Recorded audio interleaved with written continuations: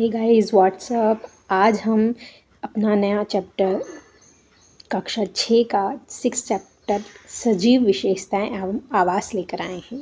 आज हम इसके बारे में बात करेंगे। बिल्ली और बूझो छुट्टियों में अनेक रोमांचक स्थानों की सैर पर गए। ऐसे ही एक यात्रा पर वे ऋषिकेश में गंगा नदी देखने गए। उन्होंने हिमालय की हिमाच्छादित पर्वत श्रृंखला के कुछ पर्वतों का पर्वतारोहण किया जहां बहुत ठंड थी। इन पर्वतों पर उन्होंने ओक, चीड़ एवं देवदार जैसे अनेक वृक्ष देखे जो उनके मैदानी क्षेत्र के वृक्षों से बहुत अधिक भिन्न थे। एक और अभियान में उन्होंने राजस्थान की यात्रा की एवं ऊंट पर उष्ण मरुस्थल भी घूमे। यहाँ से उन्होंने नागफनी के अनेक प्रकार के पौधे एकत्रित किए। अंत में वे पुरी गए जहाँ उन्होंने समुद्र तट की सैर की और वहाँ केजुराइना के वृक्ष की कतार देखी। इन स्थानों के भ्रमण के रोमांचक एवं उल्लासपूर्ण क्षणों का स्मरण करते हुए उन्हें अचानक एक विचार आया। ये सभी स्थान एक दूसरे से बहुत भिन्न थे। कुछ बहुत ठंड थे, कुछ बहुत उष्ण एवं शुष्क तथा कुछ आर्द्र स्थान थे, परंतु उन सभी स्थानों पर अनेक प्रकार के बहुत सारे जीव वस्तुएं थीं। उन्होंने यह जानने की कोशिश की कि क्या पृथ्वी पर कोई ऐसा भी स्थान है जहां कोई भी जीव नहीं पाया जाता। बूझो ने अपने घर के आसपास के स्थानों का ध्यान किया। घर के अंदर उसने अलमारी एवं दरवाज़ों को देखा। उसने सोचा था कि इनमें कोई सजीव नहीं होगा, परंतु उसे एक छोटी सी मकड़ी नजर आई। घर से बाहर भी वह किसी ऐसे स्थान के बारे में नहीं सोच पाया जहां किसी न किसी प्रकार के जीव न पाए जाते। पहली ने दूर दूर के स्थानों के विषय में पढ़ना और सोचना प्रारंभ किया। उसे पता लगा कि लोगों ने तो ज्वालामुखी के मुख में भी सूक्ष्म जीवों की खोज निकाला है। सजीव एवं उनका परिवेश। पहली एवं बूझो के मस्तिष्क में एक और विचार आया। जिन स्थानों की उन्होंने सैर की थी वहाँ किस प्रकार के जीव पाए जाते हैं। मरुस्थल में ऊँट थे, पर्वत पर बकरी एवं याक थे, पुरी के समुद्र तट पर केकड़े एवं अनेक प्रकार की मछलियाँ थीं जिन्हें मछुआरे पकड़ रहे थे। साथ ही चींटियों जैसे अनेक प्रकार के जीव इन सभी स्थानों पर उपस्थित थे। इन क्षेत्रों में पाए जाने वाले विभिन्न प्रकार के पौधे अन्य क्षेत्रों के पौधों की प्रजातियों से भिन्न थे। इन विभिन्न क्षेत्रों का परिवेश कैसा था? क्या उनका परिवेश भी एक समान था? क्रियाकलाप 1। आइए एक वन से प्रारंभ करते हैं। यहाँ पाए जाने वाले सभी पौधों एवं जंतुओं के बारे में सोचिए। एक जंगल में पाए जाने वाले जंतु, पौधों एवं वस्तुओं को सारणी में दिया है। दूसरे क्षेत्र में पाए जाने वाले वस्तु, जंतु एवं पौधों के नाम भी सारणी में हैं।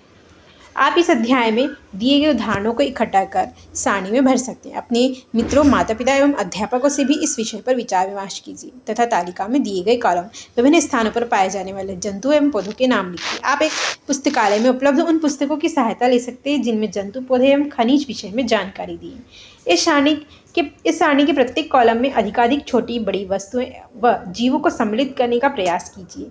जिस प्रकार की वस्तुएं हमें मिलती है वे शायद जीव, जंतु या पौधे ना हो। संभवतः ये पौधे के भाग जैसे सूखी पत्तियां या जंतु के अवशेष जैसे हड्डियां हो। हमने विभिन्न प्रकार की मिट्टी तथा रोड़े भी मिल सकते हैं। अध्याय 3 में हम इसकी चर्चा कर चुके हैं कि समुद्र जीव में लवण घुले हुए हैं। इस प्रकार की कुछ अन्य वस्तुएं भी हो सकती हैं। जैसे जैसे हम अध्याय को पूरा करेंगे सारणी को सम्मिलित करते जाएंगे। जब हम अन्य रोचक स्थानों की यात्रा करेंगे तब सारणी के बारे में चर्चा करेंगे। आवास एवं अनुकूलन।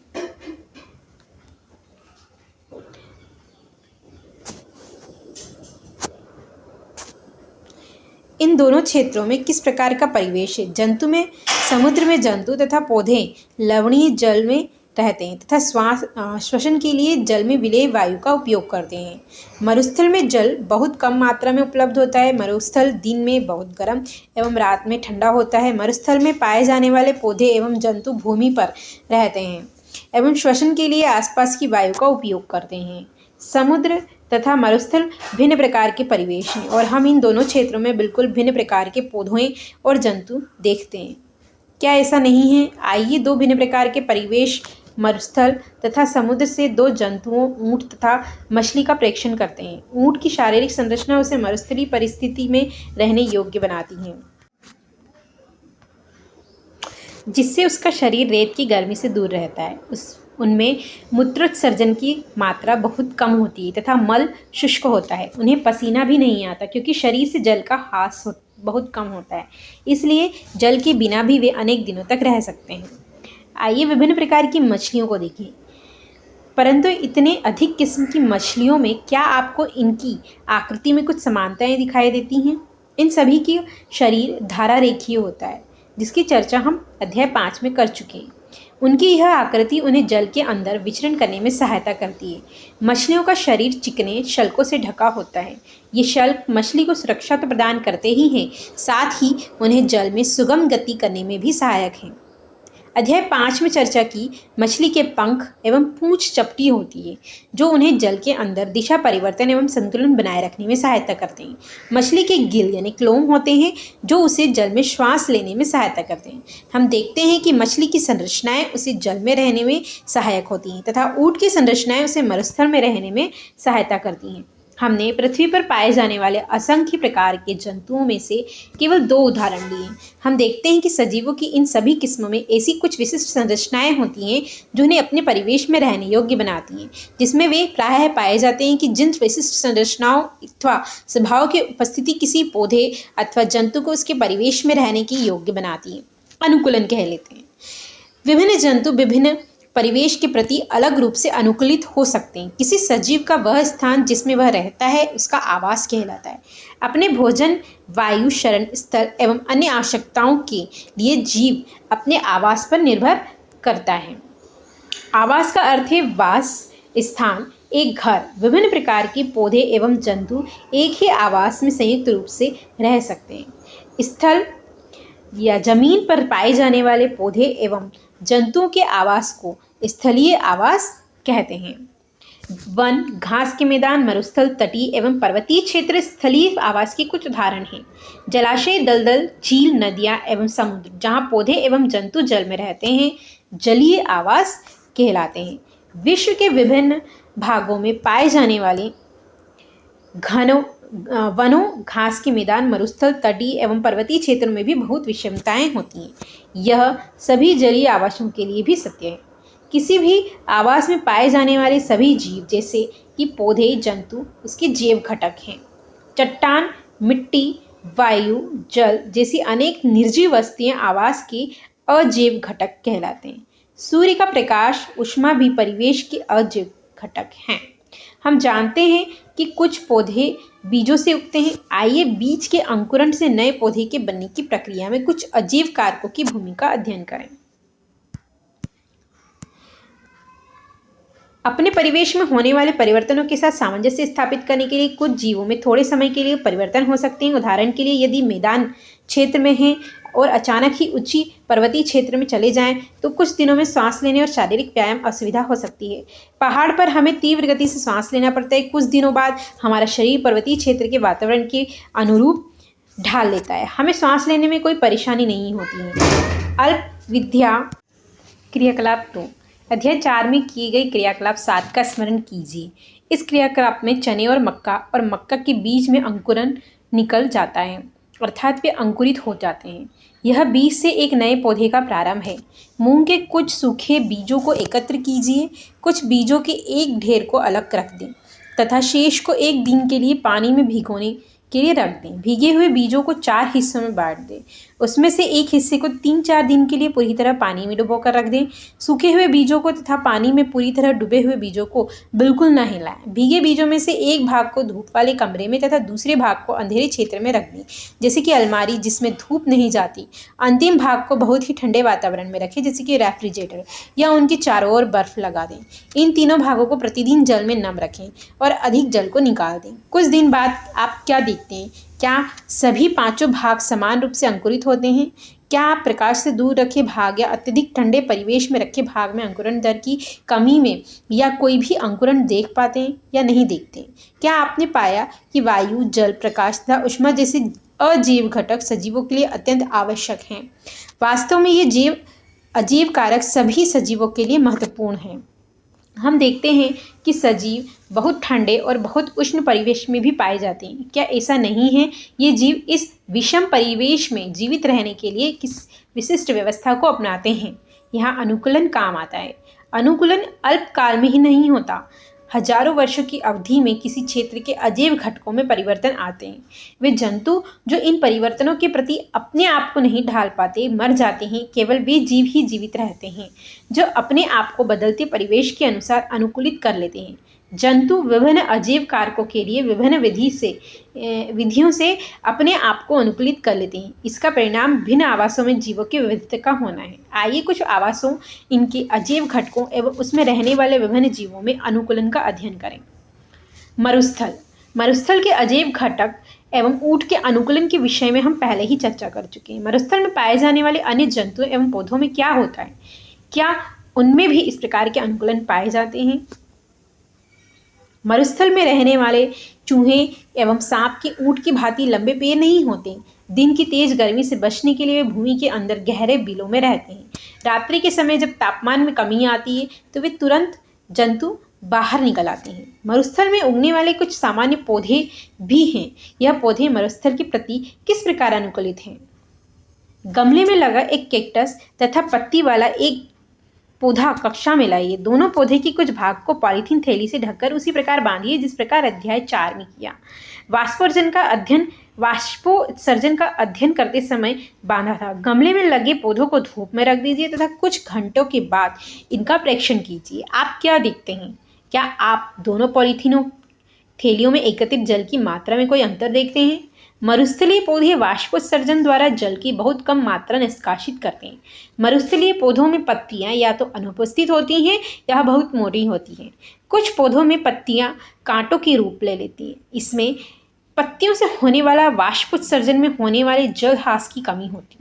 नागफनी में पत्ती जैसी जिस संरचना को आप देखते हैं वह वास्तव में इसका तना है। इन पौधों में प्रकाश संश्लेषण सामान्यतः तने में होता है। तना एक मोटी मोमी परत से ढका होता है जिससे पौधों का जल संरक्षण में सहायता मिलती है। अधिकतर मरुस्थलीय पौधों की जड़ें जल अवशोषण के लिए मिट्टी में बहुत गहराई तक चली जाती हैं। पर्वतीय क्षेत्र। यह आवास क्षेत्र सामान्यतः बहुत ठंडे होते हैं। इनमें तेज हवा चलती है। कुछ क्षेत्रों में शीतकाल में हिमपात भी होता है। पर्वतीय क्षेत्रों में पौधे एवं जंतुओं की अनेक प्रजातियां पाई जाती हैं। यदि आप पर्वतीय क्षेत्र में रहते हैं या वहां घूमने गए हैं तो आपने ऐसे अनेक वृक्ष देखे होंगे, परंतु क्या आपने ऐसे वृक्षों को अन्य क्षेत्रों में भी देखा है? ये वृक्ष अपने आवास में विद्यमान परिस्थितियों में रहने के लिए किस प्रकार अनुकूलित हैं? ये वृक्ष सामान्यतः शंक्वाकार होते हैं तथा इनकी शाखाएं तिरछी होती है। इनमें से कुछ वृक्षों की पत्तियां सुई के आकार की होती है। इससे वर्षा का जल एवं हिम सरलता से नीचे की ओर खिसक जाता है। पर्वतों पर इन वृक्षों से अधिक भिन्न आकृति एवं आकार वाले वृक्ष भी मिल सकते हैं। पर्वत पर जीवित रहने के लिए इसमें से कुछ अन्य प्रकार के अनुकूलन हो सकता है। पर्वतीय क्षेत्र में पाए जाने वाले जंतु भी वहाँ की परिस्थितियों के प्रति अनुकूलित होते हैं। उनकी मोटी त्वचा या फर ठंड से उनका बचाव करती हैं। उदाहरणतः शरीर को गर्म रखने के लिए याक का शरीर लंबे बालों से ढका होता है। पहाड़ी तेंदुओं के शरीर पर फर होते हैं। यह बर्फ पर चलते समय उनके पैरों को ठंड से बचाता है। पहाड़ी बकरी के मजबूत खुर उसे ढालदार चट्टानों पर दौड़ने के लिए अनुकूलित बनाते हैं। जैसे जैसे हम पर्वतीय क्षेत्रों में ऊपर चढ़ते जाते हैं परिवेश का स्वरूप बदलता जाता है और हमें विभिन्न ऊंचाइयों पर जाने पर जीवों के अनुकूलन में विविधता दिखाई देती है। घास स्थल। शेर वन में अथवा घास स्थल में रहते हैं तथा एक ऐसा शक्तिशाली जंतु है जो हिरण जैसे जंतुओं का शिकार कर उन्हें मारकर खा जाता है। यह मटमैले हल्के भूरे रंग का होता है। एक शेर एवं हिरण का चित्र दिखाया गया है। इन दोनों जंतुओं की आंखें उनके चेहरे पर किस प्रकार स्थित हैं? क्या वे चेहरे के सामने हैं या पार्श्व में हैं?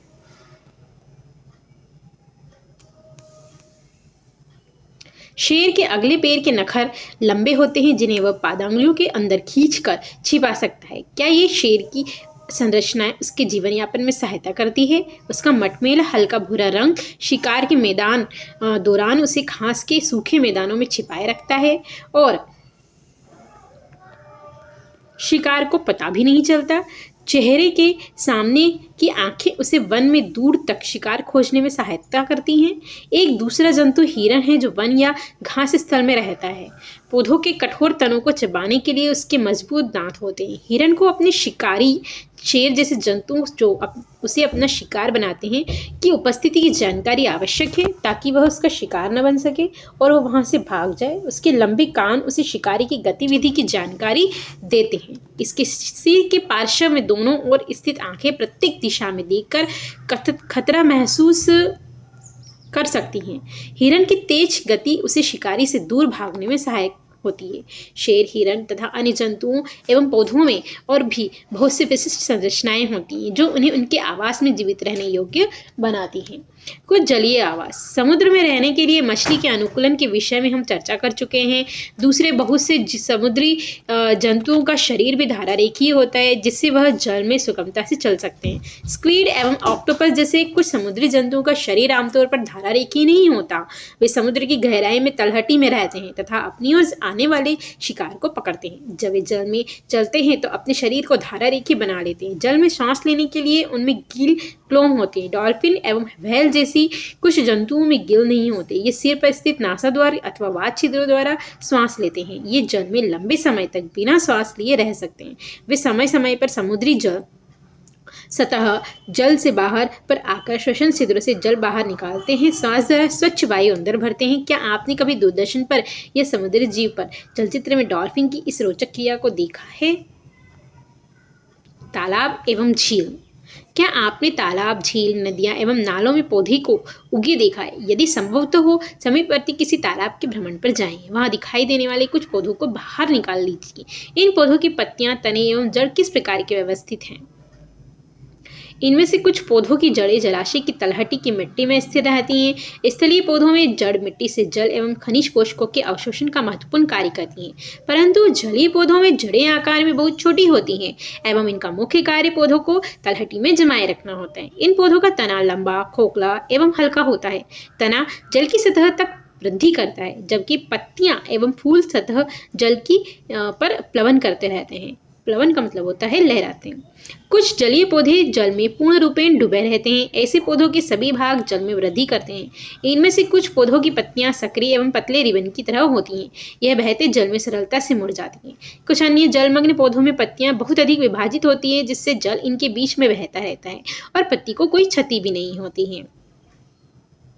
मेंढक आमतौर पर तालाब में पाए जाने वाला एक जंतु है। यह तालाब के जल एवं स्थल दोनों पर रह सकता है। इसके पश्चात लंबे एवं मजबूत होते हैं जो उन्हें छलांग लगाने व शिकार पकड़ने में सहायता करते हैं। इनके पश्चात में जल युक्त पादांगुलियां होती हैं जो उन्हें तैरने में सहायता करती हैं। हमने केवल कुछ ही जंतुओं एवं पौधों की चर्चा की है जबकि विभिन्न आवास में रहने वाले जीवों की संख्या बहुत अधिक है। अध्याय 4 में सुझाए क्रियाकलाप के अंतर्गत जब आप पत्तियों की एल्बम तैयार कर चुके होंगे तब तक आप पौधों की अनेक प्रजातियों के बारे में जानकारी कर चुके होंगे। कल्पना कीजिए यदि हम पृथ्वी के सभी क्षेत्र में उपलब्ध पौधों की पत्तियों का एल्बम तैयार करें तो उनमें कितनी विविधता होंगी। हमारे आसपास के जीव। हमें विभिन्न आवास क्षेत्रों की यात्रा की, अनेक पौधों जंतुओं की चर्चा की। क्रियाकलाप 1 में विभिन्न परिवेश में पाए जाने वाले वस्तु, पौधों एवं जंतु की सूची बनाई। कल्पना कीजिए यदि हम जानना चाहें कि हमारी सूची में सजीव के कौन से उदाहरण हैं। आइए वन में पाई जाने वाली वस्तुओं के विषय में सोचें। वृक्ष, आरोही लता, विसर्पी लता, छोटे बड़े जंतु, पक्षी, सर्प, कीट, चट्टान, पत्थर, मिट्टी, जल, वायु, सूखी पत्तियां, मृत जंतु, छत्रक एवं काई यानी मौत वन में पाई जाने वाली विभिन्न वस्तुओं के उदाहरण हैं। इनमें से कौन सजीव है? आपने चारों ओर पाई जाने वाली विभिन्न वस्तुओं के विषय में सोचिए तथा उन्हें निर्जीव एवं सजीव समूह में बांटिए। कुछ प्रकरणों में हमारे लिए यह आसान होगा। उदाहरणतः हमारे घर की कुर्सी अथवा मेज जैसी वस्तुएं सजीव नहीं हैं। पहली और भुजों को कविता बहुत मजेदार लगी क्योंकि वे जानते थे कि मेज और कुर्सी सजीव नहीं है। ये न तो चल सकते हैं न बोल सकते हैं। हम जानते हैं कि कुर्सी, मेज, पत्थर अथवा एक सिक्का सजीव नहीं है। इसी प्रकार हम जानते हैं कि हम जीवित हैं और हमारी ही तरह संसार के सभी मनुष्य, कुत्ता, बिल्ली, बंदर, गिरगिट, कीट जैसे जंतु सभी सजीव हैं। हमें कैसे पता चलता है कि कोई वस्तु सजीव है? कभी कभी यह निर्णय करना इतना आसान नहीं होता। हम कहते हैं कि पौधे सजीव हैं परंतु वे कुत्ते अथवा कबूतर की भांति चल नहीं सकते। दूसरी ओर एक कार अथवा बस चल सकती है फिर भी हम उन्हें निर्जीव कहते हैं। पौधे एवं जंतु के समय के साथ वृद्धि करते हैं परंतु कई बार ऐसा भी प्रतीत होता है कि आकाश में बादल अपने आकार में वृद्धि कर रहे हों। क्या इसका अर्थ है कि बादल सजीव है? नहीं। तो आखिरकार हम निर्जीव एवं सजीव में अंतर किस प्रकार करेंगे? क्या सजीव में कुछ विशेष लक्षण होते हैं जो उन्हें निर्जीव पदार्थों से अलग करते हैं? आप स्वयं सजीव के एक बहुत अच्छा उदाहरण है। आप में ऐसे कौन से विशेष लक्षण हैं जो आपको निर्जीव वस्तु से अलग करते हैं? अपनी नोटबुक में ऐसे कुछ लक्षणों के नाम लिखिए। अपनी बनाई सूची को ध्यान से देखिए, पता लगाइए कि कौन से लक्षण अन्य जंतुओं एवं पौधों में भी पाए जाते हैं। संभवतः इनमें से कुछ लक्षण सजीव वस्तुओं में एक समान होंगे। क्या सभी सजीवों को भोजन की आवश्यकता होती है? भोजन हमारे लिए एवं विभिन्न जंतुओं के लिए नितांत आवश्यक है। हमने यह भी सीखा कि पौधे प्रकाश संश्लेषण के द्वारा अपना भोजन स्वयं बनाते हैं। जंतु भोजन के लिए पौधे अथवा अन्य जंतु पर निर्भर रहते हैं। भोजन सजीव को उनकी वृद्धि के लिए आवश्यक ऊर्जा प्रदान करता है। सजीवों को उनके अंदर होने वाले अन्य जीव प्रक्रमों के लिए भी ऊर्जा की आवश्यकता है। क्या सभी जीवों में वृद्धि परिलक्षित होती है? क्या 4 वर्ष पुराना कुर्ता आपको अभी भी ठीक आता है? इसे आप अब और नहीं पहन सकते? क्या ऐसा नहीं है? इन वर्षों में आप लंबे हो गए, आपको इसका आभास नहीं हो रहा है, लेकिन आप में हर समय वृद्धि हो रही है और कुछ वर्ष बाद आप वयस्क हो जाएंगे। जंतुओं के बच्चे भी वृद्धि कर वयस्क हो जाते हैं। आपने अवश्य देखा होगा कि कुत्ते के पिल्ले वयस्क हो जाते हैं। एक अंडे से स्फुटित होकर चूजा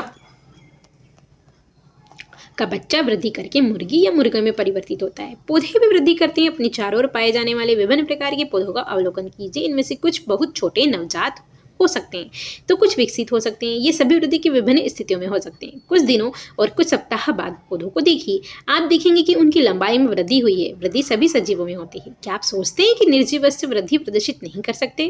क्या सभी सजीव श्वसन करते हैं? क्या हम श्वसन के बिना जीवित नहीं रह सकते? जब हम सांस लेते हैं तो बाहर की वायु शरीर के अंदर जाती है। हम सांस छोड़ते हैं तो शरीर के अंदर की वायु बाहर निकल आती है। सांस लेने श्वसन क्रिया का एक हिस्सा है। श्वसन में अंदर ली गई वायु की ऑक्सीजन की कुछ मात्रा का उपयोग होता है। इस क्रिया में बनी कार्बन डाइऑक्साइड को हम सांस द्वारा बाहर निष्कासित कर देते हैं। गाय, भैंस, कुत्ता तथा बिल्ली जैसे कुछ जंतुओं में श्वसन क्रिया मनुष्य की तरह ही होती है। इनमें से किसी भी जंतु का विश्राम की अवस्था में परीक्षण कीजिए तथा उसके उदर की गति पर ध्यान दीजिए। यह मंद गति उसकी श्वास लेने की क्रिया को दर्शाती है। श्वसन सभी सजीवों के लिए आवश्यक है। ग्रहण किए गए भोजन में श्वसन के द्वारा ही हमारे शरीर को ऊर्जा मिलती है। कुछ जंतुओं में गैस आदान प्रदान का तरीका भिन्न हो सकता है जो श्वसन का एक हिस्सा होता है। उदाहरण के लिए केंचुआ त्वचा द्वारा सांस लेता है। हमने पढ़ा है कि मछली के गिल होते हैं जिनकी सहायता से वह जल में विलेय वायु से ऑक्सीजन अवशोषित कर लेती है। क्या पौधे भी श्वसन करते हैं? पौधों की भी श्वसन क्रिया में गैसों का आदान प्रदान मुख्यतः उनकी पत्तियों द्वारा होता है। पत्तियां सूक्ष्म रंध्रों द्वारा वायु को अंदर लेती हैं तथा ऑक्सीजन का उपयोग करती हैं। वह कार्बन डाइऑक्साइड वायु में निष्कासित कर देती हैं। हम जानते हैं कि प्रकाश की उपस्थिति में पौधे वायु की कार्बन डाइऑक्साइड का उपयोग भोजन बनाने के लिए करते हैं तथा ऑक्सीजन छोड़ते हैं। श्वसन क्रिया दिन और रात दोनों में ही निरंतर चलती रहती है। भोजन बनाने की प्रक्रिया में निष्कासित ऑक्सीजन की मात्रा पौधे द्वारा श्वसन में उपयोग की गई ऑक्सीजन की अपेक्षा बहुत अधिक होती है। क्या सभी सजीव उद्दीपन के प्रति अनुक्रिया करते हैं? जब आप नंगे पेट टहल रहे हों, आपका पैर अचानक ही किसी कांटे या नुकीली वस्तु पर पड़ जाए तो आप किस प्रकार की अनुक्रिया करेंगे? जब आप अपने प्रिय व्यंजन को देखते हैं या उसके विषय में सोचते हैं तो क्या अनुभव करते हैं? आप अंधेरे में स्थान से अचानक तेज धूप में आते हैं तो क्या होता है? आपकी आंखें स्वतः ही कुछ क्षण के लिए बंद हो जाती हैं जब तक कि वे तेज प्रकाश की अभ्यस्त नहीं हो जाती। आपका प्रिय भोजन, तेज प्रकाश एवं कांटा उपयुक्त स्थितियों में आपके बाह्य वातावरण में होने वाले परिवर्तनों की कुछ उदाहरण हैं। हम इन सभी प्रकार के परिवर्तनों के प्रति अनुक्रिया करते हैं। वातावरण में होने वाले इन परिवर्तन को वातावरण में होने वाले इन परिवर्तनों को उद्दीपन कहते हैं। क्या दूसरे जंतुओं में भी उद्दीपन के प्रति अनुक्रिया होती है? खाना देते समय जंतु यानी पशु के व्यवहार को अचानक ध्यान दीजिए। क्या वे भोजन देखते ही अचानक अधिक चैतन्य नहीं हो जाते? जब आप एक चिड़िया की ओर कदम बढ़ाते तो वह क्या करती है? जब जंगली जानवरों पर तीव्र प्रकाश डालते हैं तो वे भाग खड़े होते हैं। इसी प्रकार यदि रात्रि में आप रसोई घर में बल्ब प्रदीप्त कर दें तो कॉकरोच अचानक अपने छिपने के स्थान में भाग जाते हैं। क्या आप जंतु में उद्दीपन के प्रति अनुक्रिया के कुछ और उदाहरण दे सकते हैं? क्या पौधे भी उद्दीपन के प्रति अनुक्रिया दर्शाते हैं? कुछ पौधों के पुष्प केवल रात्रि के समय ही खिलते हैं। कुछ पौधों के पुष्प सूर्यास्त के बाद बंद हो जाते हैं। छुई मुई गुलमेहंदी के पौधे की पत्तियां छूने पर अचानक मुरझाने यानी सिकुड़ जाती हैं। यह पौधे में उद्दीपन के प्रति अनुक्रिया के कुछ उदाहरण हैं। एक कमरे की खिड़की जिसमें दिन के समय धूप आती हूँ कि आसपास एक पौधे का गमला रखिए, कुछ दिनों तक पौधे को नियमित जल देते रहिए। क्या यह पौधा खुले स्थान पर रखे पौधे की तरह सीधा ऊपर की ओर वृद्धि करता है? यह सीधा वृद्धि नहीं करता, तो क्या कीजिए, यह किस ओर मुड़ता है? आपके विचार में क्या यह किसी उद्दीपन के प्रति अनुक्रिया है? सभी सजीव वस्तुएं अपने परिवेश में होने वाले परिवर्तनों के प्रति अनुक्रिया दर्शाती है। सजीवों में उत्सर्जन। सभी सजीव भोजन करते हैं। जीव इस ग्रहण किए भोजन की संपूर्ण मात्रा का उपयोग नहीं करता। आहार का केवल कुछ भाग इस जीव के शरीर द्वारा उपयोग में आता है। भोजन के बचे हुए शेष भाग का क्या होता है? वे इसे अपशिष्ट के रूप में शरीर से बाहर निकालते हैं। विभिन्न जैव प्रक्रमों के फलस्वरूप हमारे शरीर में कुछ अपशिष्ट पदार्थ उत्पन्न होते हैं। सजीवों द्वारा इस अपशिष्ट पदार्थों के निष्कासन को प्रक्रम को हम उत्सर्जन कहते हैं। क्या पौधों में भी उत्सर्जन होता है? हाँ, पौधे भी उत्सर्जन करते हैं, परंतु उनमें इस प्रक्रम का ढंग कुछ अलग है। कुछ पौधों में यह अपशिष्ट पदार्थ पौधे के कुछ विशेष भाग में संग्रहित किए जाते हैं, जिससे पौधे को कोई हानि नहीं पहुंचती। कुछ पौधों में अपशिष्ट पदार्थों का निष्कासन इस स्राव के रूप में होता है। उत्सर्जन सजीवों का एक दूसरा सामान्य लक्षण है। क्या सभी सजीव प्रजनन करते हैं? क्या आपने कभी कबूतर या किसी पक्षी के नीड यानी घोंसले देखे? वे नीड में अंडे देते हैं। कुछ अंडे फुटित होते हैं तथा उनमें से छोटे छोटे बच्चे बाहर निकल आते हैं। जंतु प्रजनन द्वारा अपने समान संतान उत्पन्न करते हैं। भिन्न जंतुओं में प्रजनन का ढंग अलग अलग होता है। कुछ जंतु अंडे देते हैं जिनसे शिशु निकलते हैं, कुछ जंतु शिशु को जन्म देते हैं। पौधे भी प्रजनन करते हैं। जंतु की तरह पौधे में भी प्रजनन के तरीके भिन्न भिन्न होते हैं। बहुत से पौधे बीजों द्वारा प्रजनन करते हैं। पौधे बीज उत्पादित करते हैं। हम उन्हें अंकुरित करके नए पौधे उगा सकते हैं। कुछ पौधे बीज के अतिरिक्त अपने कायिक भागों द्वारा भी नए पौधे उत्पन्न करते हैं। उदाहरणतः आलू की कलिका वाले भाग से नया पौधा बनता है। पौधे कलम द्वारा भी उगाए जाते हैं। क्रियाकलाप 5, गुलाब अथवा मेहंदी की धड़ कलम कीजिए।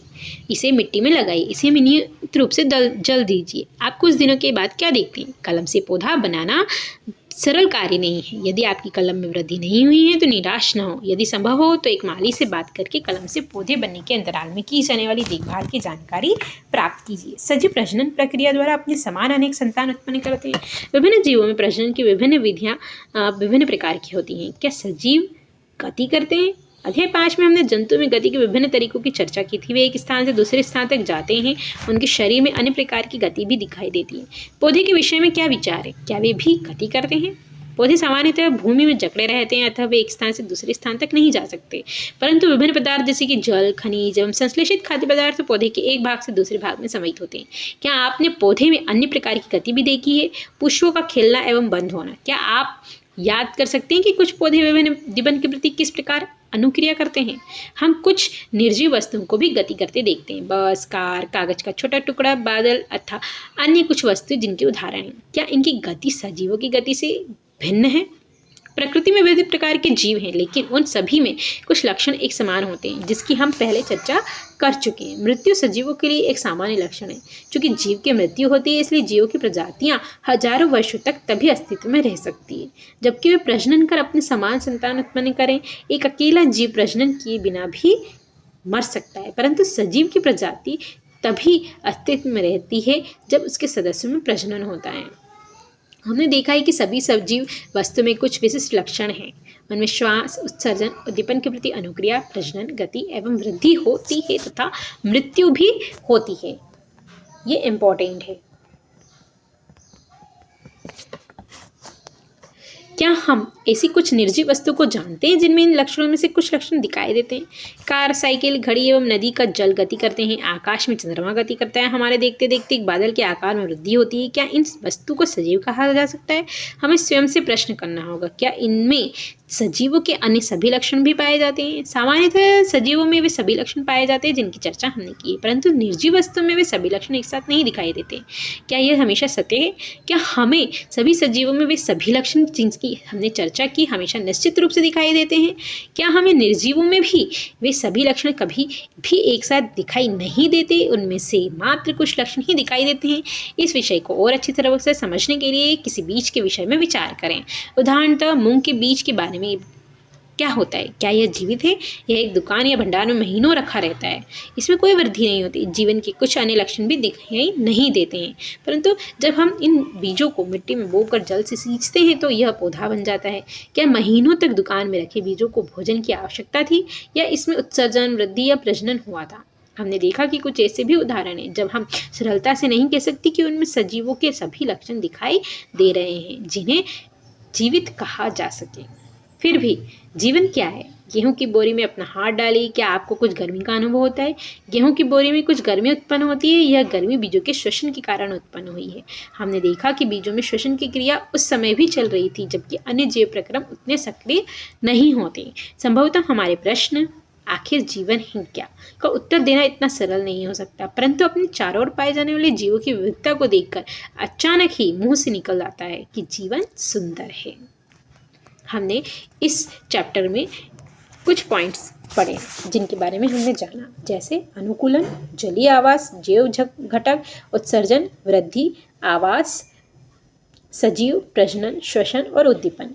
इस चैप्टर का सारांश ये है कि किसी स्थान का परिवेश जिसमें पौधे, जंतु एवं अन्य जीव रहते हैं उनका आवास कहलाता है। विभिन्न प्रकार के पौधे, जंतु एक ही आवास में एक साथ रह सकते हैं। पौधे और जीवों के विशिष्ट लक्षण एवं स्वभाव जो उन्हें एक आवास विशेष में रहने के अनुकूल बनाते हैं अनुकूलन कहलाता है। आवास अनेक प्रकार के होते हैं, परंतु सामान्यतः इन्हें स्थलीय एवं जलीय आवास में वर्गीकृत किया है। विभिन्न आवास में सजीवों की विविध प्रजातियां पाई जाती है। पौधे, जंतु एवं सूक्ष्म जीव संयुक्त रूप से जैव घटक बनाते हैं।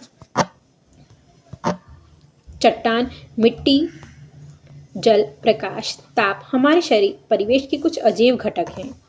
सजीव वस्तु के कुछ सामान्य लक्षण हैं। उन्हें भोजन की आवश्यकता होती है। श्वसन, उत्सर्जन, पर्यावरण के प्रति अनुक्रिया, प्रजनन, वृद्धि एवं गति करते हैं। ये चैप्टर हमारा आज यहीं समाप्त होता है। नेक्स्ट वीडियो में हम नेक्स्ट चैप्टर के साथ मिलेंगे। तब तक के लिए टाटा, बाय बाय। मेरे चैनल को लाइक करें, सब्सक्राइब करें और बेल आइकन को दबाना ना भूलें। Bye bye.